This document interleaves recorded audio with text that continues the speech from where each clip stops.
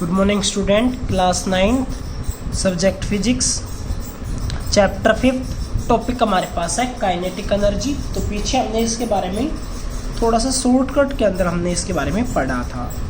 तो kinetic energy क्या होती है? The energy possessed by a body by virtue of its motion, यानी कि जब कोई भी एक बॉडी या ऑब्जेक्ट जब मोशन के अंदर होगा तो उसके अंदर जो एनर्जी पोजेस्ड होगी वो कौन सी एनर्जी कहलाएगी? Kinetic energy. अगर हम काइनेटिक एनर्जी का लास्ट टाइम हमने लिखा था फॉर्मूला क्या होता है, that is equals to half M we square. हम उसका आज प्रूफ के बारे में देखेंगे कि हाफ एम वी स्क्वायर क्यों होता है। तो सबसे पहले हमने कोई एक बॉडी मानी जिसका मास मान लिया हमने m है, जो कि एक रेस्ट के ऊपर रखी हुई है, स्मूथ फ्लोर के ऊपर।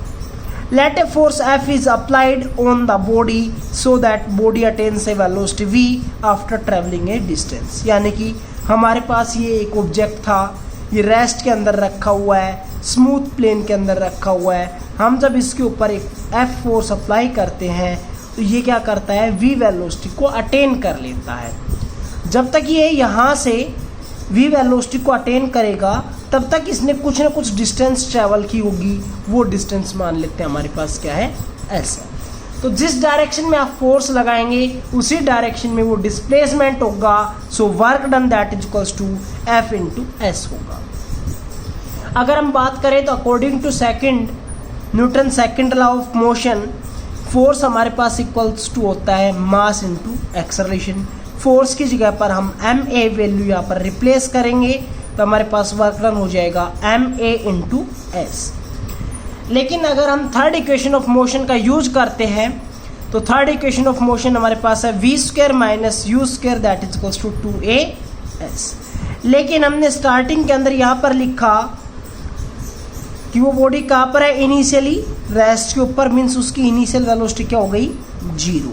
अगर हम ये इनिशियल वेलोसिटी की जगह पर 0 वैल्यू पुट करते हैं तो वहाँ से हमारे पास रिलेशन बनता है वी स्क्वायर माइनस में यू और 0 का square that is equals to 2as।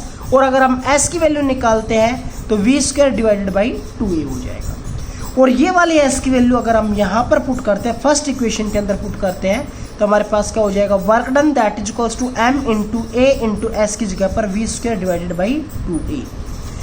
a से a कैंसिल तो क्या बन गया? m v square divided by 2 यानी कि हाफ m वी स्क्वायर। तो हमारे पास यहाँ पर जो भी वर्क डन होगा वो होगा काइनेटिक एनर्जी की फॉर्म के अंदर, और वर्क डन हमारे पास इक्वल्स टू आया है half M we square. So kinetic energy is also equals to half M we square के equal.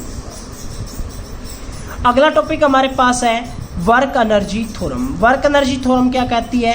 According to work energy theorem, work done by a force on a body is equal to the change in kinetic energy. यानी कि जब हम किसी एक object के ऊपर जितना वर्क डन कर रहे हैं वो इक्वल्स टू होगा जो कि उसकी काइनेटिक एनर्जी के अंदर चेंजमेंट हुआ है उसके इक्वल होगा।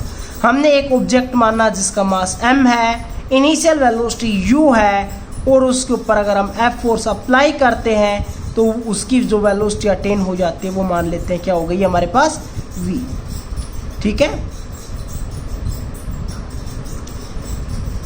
और जब बॉडी की जो वेलोसिटी v अटेन होने के अंदर जो बॉडी डिस्टेंस ट्रेवल करती है वो हम मान लेते हैं s के इक्वल है। तो पीछे भी हमने निकाला वर्क डन किसके इक्वल होगा? फोर्स इंटू डिस्प्लेसमेंट यानी कि w that is equals to f into S. Newton के सेकंड लॉ ऑफ मोशन से हम लिख सकते हैं f that is equals to ma। So work done that is equals to ma into S. Now using v square minus में u square that is equals to 2as। और अगर हम 2a को इधर भेजेंगे तो हो जाएगा v स्क्वायर माइनस में u square divided by 2a। और ये वाली s की वैल्यू हम यहाँ पर फर्स्ट इक्वेशन के अंदर पुट करते हैं तो हमारे पास रिलेशन बन जाएगा work done that is equals to ma into V square minus में u square divided by 2a। a से a कैंसिल, 1/2n ब्रैकेट के अंदर वी स्क्वायर माइनस में यू स्क्वायर। अगर हम ब्रैकेट को खोलते हैं तो हमारे पास बनेगा half M we square minus half m u square. Half M we square means kinetic final kinetic energy, और half m u square means initial kinetic energy. तो जो काइनेटिक एनर्जी का जो डिफरेंस है वो इक्वल्स टू होगा आपके पास work done की, और यही कहती है वर्क एनर्जी थ्योरम।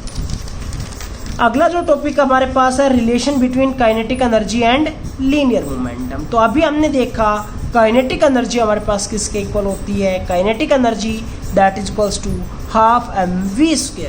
अगर हम यहाँ पर राइट हैंड साइड को मल्टीप्लाई कर दे किसी एक टर्म से और डिवाइड कर दे तो क्या उसके ऊपर कोई इफेक्ट पड़ेगा, नहीं पड़ेगा।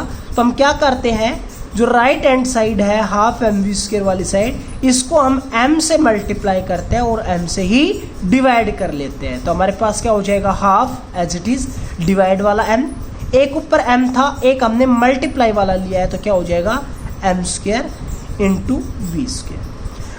अब मैं यहाँ पर क्या लिख सकता हूँ, हाफ m डिवाइड के अंदर m इंटू वी का होल स्क्वायर, ठीक है। और m इंटू वी क्या होता है हमारे पास, p के इक्वल होता है। तो काइनेटिक एनर्जी किसके इक्वल होगी, p² डिवाइडेड बाई 2m। तो ये हो गया हमारे पास relation between kinetic energy and linear momentum. Thank you.